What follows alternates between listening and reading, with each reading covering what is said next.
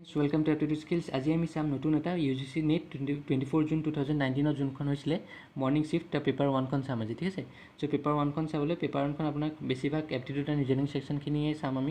सो ये चेनेल तो मैं खुलिसिलो एप्टिट्यूड रिजनिंग सेक्शनर कारण। सो आम नेटत अहाखिनि एप्टिट्यूड रिजनिंग चाम। सो नेटर एग्जाम तो हम और बेसि टाइम ना। सो ये प्रेक्टिस करूँ अलग। ठीक है। तो भिडिओ शेषলৈকে চাব তেতিয়াহে আপোনালোকে কুৱেশ্যনখিনি ভালকৈ বুজি পাব। সো ফাৰ্ষ্ট কুৱেশ্যন কি দি আছে চাওক, গিভেন বিলো that are two premises with 4 conclusion। একেই স্টেটমেন্ট কনক্লুজনৰ প্ৰব্লেম হয়তো স্টেটমেন্ট কেইটামান দিয়া থাকিব, কনক্লুজন দিয়া থাকিব, আমি চাব লাগিব যে কোনটো কনক্লুজন ৰাইট হয়। ঠিক আছে। তো এনেকুৱা অংক মই কৰাই দিছিলোঁ আৰু আপোনালোকে লিংকটো পাই যাব। সিলজিমৰ অংক হয় এইবোৰ। সো লিংক ডেছক্ৰিপশ্যনৰ তলত লিংকটো পাই যাব, গোটেই চেপ্টাৰটো লিংক পাই যাব। ঠিক আছে। তো ফাৰ্ষ্ট কি দিছে, নো পেপাৰ ইজ পেন। এইটো আমি পেপাৰ ল'লোঁ, এইটো পেপাৰ ল'লোঁ। কোনো এটা পেপাৰ পেন নহয়। সো পেপাৰৰ পেন আমি বেলেগকৈ ৰাখিব লাগিব, পেপাৰৰ পেন বেলেগকৈ ৰাখিলোঁ। নো পেপাৰ ইজ চাম পেপাৰ ইজ হেণ্ডমেড। সো কেইটামান পেপাৰ হেণ্ডমেড আছে। সো এতিয়া কেইটামান পেপাৰ হেণ্ডমেড আমি এনেকৈ আঁকিব পাৰোঁ, হয় নাই? কেইটামান পেপাৰ হেণ্ডমেড আমি এনেকৈ আঁকিব পাৰোঁ, বা আৰু এটা মেথড আছে আঁকিবলৈ। পেপাৰ আমি আঁকিলোঁ, পেপাৰ আঁকিলোঁ, পেন আঁকিলোঁ, হয় নাই? চাওক, নো পেপাৰ ইজ পেন হৈ আছে। এতিয়া চাম পেপাৰ ইজ হেণ্ডমেড, কেইটামান পেপাৰ হেণ্ডমেড হৈ আছে। কেইটামান পেপাৰ যদি হেণ্ডমেড হয় আমি এনেকৈও ড্ৰ কৰিব পাৰোঁ। কেইটামান পেপাৰ হেণ্ডমেড হৈ আছে, ইয়াতো কেইটামান পেপাৰ হেণ্ডমেড হৈ আছে। সো ষ্টেটমেণ্টটো আমাৰ ভুল হোৱা নাই। যেতিয়ালৈকে ষ্টেটমেণ্ট বা প্ৰিমিচেছটো ভুল নহয় আমি ড্ৰ কৰি থাকিব পাৰোঁ। ঠিক আছে। এতিয়া আমি কনক্লুজন চাম। অল পেপাৰ ইজ হেণ্ডমেড হৈ আছে নেকি? চাওক, অল পেপাৰ ইজ হেণ্ডমেড, গোটেই পেপাৰখিনি হেণ্ডমেড হৈ আছে নেকি? নাই হোৱা। সো ইয়াতো হোৱা নাই, ইয়াতো হোৱা নাই। প্ৰথমটো হ'ল। ছেকেণ্ডটো কি দিছে, চাম হেণ্ডমেড আৰু পেন। পেন কেইটামান হেণ্ডমেড পেন হৈ আছে, নহয় ইয়াত হোৱা নাই, কিন্তু ইয়াত হৈ আছে আপোনাৰ, হয় নাই? সো দুইটাতে হ'ব লাগিব, কিন্তু দেই মনত থ'ব।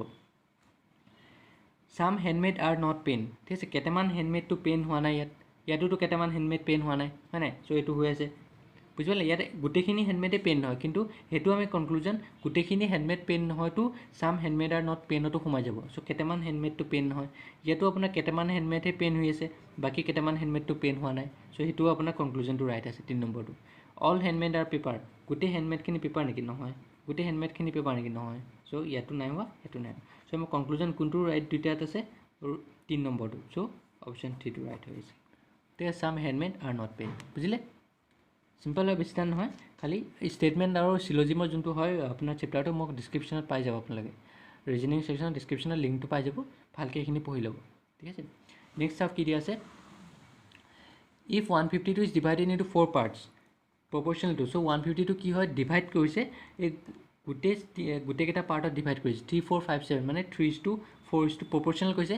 মানে 152টো আপোনাৰ কেনেকৈ ডিভাইড কৰি আছে, 3:4:5:7 এনেকৈ ৰেচিঅ'ত ডিভাইড হৈছে, প্ৰপৰ্চনেল ৰেচিঅ'ত ডিভাইড হৈ আছে। চ' আমাক স্মলেষ্ট পাৰ্টটো লাগে। চ' আমি লিখিলোঁ, আমি কি গম পাম যে 152টো কেনেকৈ ডিভাইড হৈছে, 3x, 4x, 5x আৰু 7xত ধৰি লওক ডিভাইড হৈ আছে। চ' ডিভাইড হৈ আছে, এইকেইটাত আমি প্লাছ কৰিলে 152টো পাই যাম। চ' যদি আমি প্লাছ কৰোঁ 152টো পালোঁ, হয় নাই? চ' এইটোৰ পৰা কি পাম আমি এতিয়া, 7, 14, 19x, হয় নাই? 19x equal to 152। So' x equal আমি কিমান হ'ব, 152 ডিভাইড বাই 19। চ' 19 8 টাইমছ হ'ব, 8 হ'ল। চ' x ইকুৱেল টু 8 পালে এইকেইটা কি পাম, 3x আছিলে, 4x আছিলে, 5x আছিলে আৰু 7x আছিলে, হয় নাই? চ' 3x 3 × 8 24, 4 × 8 32, 8 × 5 40 আৰু 8 × 7 56। চ' কি সুধিছে আমাক, দেন দ্য স্মলেষ্ট পাৰ্ট কোনটো হ'ব, 24। বুজি পালে? তেনেকৈ প্ৰপৰ্চনেলত যদি আপোনাৰ দিয়া থাকে ডিভাইডেড, চ' আপুনি তাক প্লাছ কৰি পেলাই ইকুৱেল টু লিখি দিব। কাৰণ এইকেইটা প্লাছ কৰিলে আমি 152টোৱে পাম, হয় নাই? এইটোহে ডিভাইড হৈ আছে এইকেইটা প্ৰপৰ্চনেল। ত' এইকেইটা যিমানেই নহওক আমি 152টোৱে পাম প্লাছ কৰিলে। বুজি পালে? নেক্সট কুৱেশ্যনটো চাব এতিয়া দেই। For all integers y is greater than 1। সব ইণ্টিজাৰ্ছৰ কাৰণে y যদি গ্ৰেটাৰ দেন 1। এতিয়া ফাৰ্ষ্ট ইণ্টিজাৰ্ছ মানে কি হয়, ইণ্টিজাৰ্ছ মানে যোনটো আপোনাৰ নাম্বাৰ লাইনটো ধৰি লওক এইটো 0, 1, 1, 2, 3, 4 এনেকৈ গৈ থাকিব, আৰু ইফালে -1, -2, -3, -4 গৈ থাকিব। এতিয়া আমাক কি সুধিছে, y greater than 1। y greater than 1 হ'লে 2 পৰা ষ্টাৰ্ট হ'ব, 2 পৰা ষ্টাৰ্ট হৈ গৈ থাকিব এনেকৈ। ঠিক আছে। আৰু y ভেলু এইটো দিয়া আছে, এনেকৈ যাব y ভেলু। এতিয়া y ভেলু যদি আমি এনেকৈ লিখোঁ, 2y + 2y - 1 + 2y - 2 + ... +1 এনেকৈ আছে ঠিক আছে তো এতিয়া আমাক সুধিছোঁ what is the value of 3 আৰু 2 চ' এতিয়া y ভেলিউ যদি আমি এইটো 3 কৰিবলৈ কি হ'ব yটো ঠাইত আমি 3 বহাই দিলোঁ হয় নাই এইটো একেই হ'ব yটো ঠাইত আমি 3 বহাই দিলে হ'ল ডাইৰেক্ট চ' yটো ঠাইত যেনেকৈ 3 হ'ব ইয়াতে 3 × 2 হ'ল প্লাছ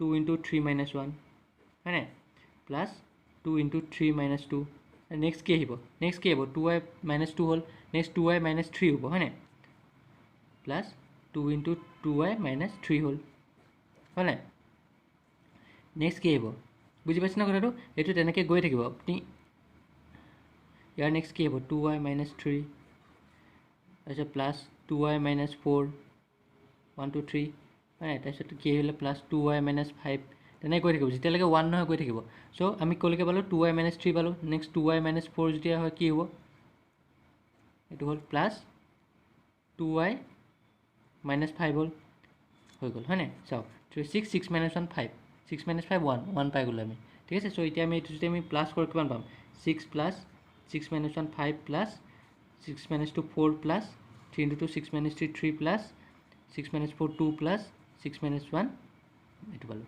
চ' এইকেইটা প্লাছ কৰিলে কিমান হ'ব 6 10 15 18 19 20 21 21 পালোঁ ঠিক আছে বুজি পালে এইখিনিলৈকে চ' এতিয়া আমি নেক্সটটো কি চাম আমি নেক্সটটো চাম আমি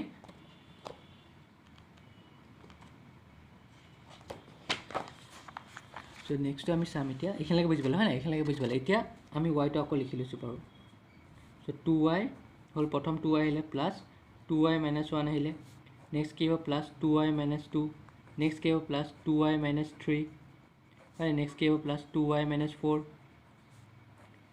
প্লাছ 2y - 5 নে আহি থাকিব আৰু প্লাছ 2y - 6 যিমান আহি থাকিব প্লাছ 7 প্লাছ 8 গৈ থাকিব যেতিয়ালৈকে 1 নহয় হ'ল এতিয়া আমাক কি লাগে 3টো পালোঁ আমাক 2 এটা লাগে হয় নাই y2 চ' y2 এতিয়া আমি 2 বহাই দিলোঁ 2 বহালে কি হ'ব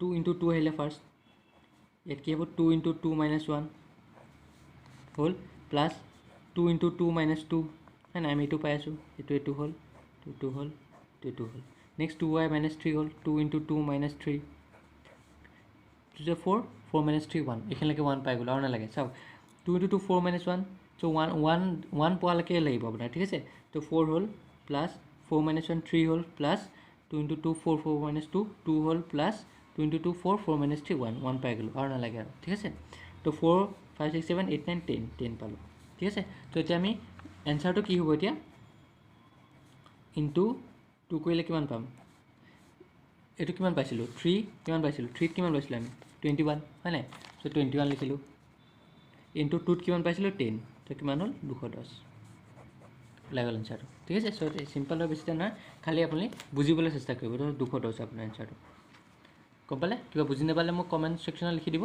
এইটো অংক যদি বুজি পোৱা নাই কিবা বেলেগ অংক মই ৰিপিট কৰাই দিম চ' আজি লাষ্ট কুৱেশ্যনটোলৈ আমাক কি দিয়া আছে এই sum of money double set compound interest in 6 years in how many years it will become 16 times মানে প্ৰথমটো বা কি পাম আমি যে মানিটো ডাবল হৈ যাব চ' এমাউণ্টটো কি হ'ব যদি প্ৰিন্সিপালটো ধৰি লওক প্ৰিন্সিপালটো পি আছিলে তে এমাউণ্টটো কিমান হ'ব 2p হ'ব ডাবল হৈ যাব 2p পালোঁ এতিয়া টাইম কিমান দি আছিলে 6 years হ'ল এতিয়া কম্পাউণ্ড ইণ্টাৰেষ্ট এমাউণ্টটো কিমান হ'ব এমাউণ্টটো ক'লে আমি কি জানো P 1 plus r/100 to the power 6 হ'ল হয় নাই চ' এমাউণ্ট কিমান আছিলে 2p ইকুৱেল টু পিটো ঠাইত পি হ'ব চ' 1 প্লাছ r/100 টি ন টি টাইমটো কিমান দিছিলে 6 হ'ল এই পি আৰু পি কেঞ্চেল হ'ল চ' কিমান থাকিলে 1 plus r/100 to the power 6 equal to 2 হ'ল বুজি পালে চ' এইখিনিলৈকে হৈ গ'ল এতিয়া ন চ' এইখিনিলৈকে হৈ গ'ল এতিয়া প্ৰথম তাৰপিছত কি কৈছে ইন হাউ মেনি ইয়াৰ্ছ কিমান বছৰত যে সি 16 টাইমছ হ'ব চ' আমাক টাইমটো ল'ব লাগে ইয়াত কি হ'ব এতিয়া পি ইকুৱেল টু পি হ'ব চ' এমাউণ্ট ইকুৱেল টু কিমান পাম আমি 16p পাম কাৰণ 16 টাইমছ হৈ গৈছে প্ৰিন্সিপালটো চ' এতিয়া টাইমটো উলিয়াব লাগে আমাক একে এমাউণ্ট ইকুৱেল টু কি আছিলে principal 1 plus r/100 to the power time ন চ' এমাউণ্ট কি আছিলে 16p পি হ'ল 1 প্লাছ r/100 টাইম কিমান আছিলে টাইমটো আমি ওলাব লাগে হ'ল এতিয়া পি কেঞ্চেল হ'ল চ' কিমান থাকিলে 16 equal to 1 plus r/100 time হ'ল হয় নাই এতিয়া আমি কেনেকৈ কৰিম চাওক এতিয়া 1 প্লাছ r/6 তো 2 এইটো 2 হৈ আছে চ' এই 2টো ঠাইত আমি বহাব লাগিব মানে এইটো কি কৈ আছে আপোনাক 2 টু দি পাৱাৰ 4 লিখিব পাৰোঁ আমি হয় নাই এই 16 two the power 4 1 plus r/100 divide T হয় নাই সো টিটো ল'বলৈ আপোনাৰ এই দুটা ইকুৱেল কৰিব লাগিব সো কেনেকৈ কৰিম এতিয়া চাই থাকিব এই টুটো অকল টুটো ঠাইত আমি কি লিখিব পাৰোঁ এই বস্তুটো লিখিব পাৰোঁ অকল টুটো ঠাইত 1 প্লাছ মানে এইটো কেনেকৈ লিখিব পাৰোঁ 1 প্লাছ r/100 6 এই টুটো ঠাইত এইটো লিখিলোঁ হয় নাই এই ওপৰ 4টো আছে এইটো আমি 4টো ইয়াত দি দিলোঁ 4 ইকুৱেল টু 1 প্লাছ r/100 বুজি পাইছে কথাটো এই অকল এই টুটো ঠাইত এই অকল এই 4টো বাদ দিয়ক অকল টুটো ঠাইত আমি কি লিখিব পাৰোঁ যদি অকল টুটো থাকে কি লিখিব পাৰোঁ আমি এই পাৰ্টটো লিখিব পাৰোঁ এই টুটো ঠাইত 2 ইকুৱেল টু এইটো হয় নাই চ' আমি এইটো ঠাইত এইটো লিখিলোঁ এতিয়া 4টো আছে যে সেইটো ওপৰত দি দিলোঁ চ' এতিয়া এইটো কেনেকৈ লিখিব পাৰিম আমি 1 প্লাছ r/100 6 into 4 24 হৈ গ'ল আৰু ইফালে 1 প্লাছ r/100 দি গ'ল এতিয়া চাওক ওপৰ পাৱাৰটো বাদ দি পেলাই বেছকেইটা তলত একেই হৈ আছে 1 প্লাছ r/100 আছে ইয়াতো 1 প্লাছ r/100 আছে চ' আমি কি লিখিব পাৰোঁ therefore t equal to 24 years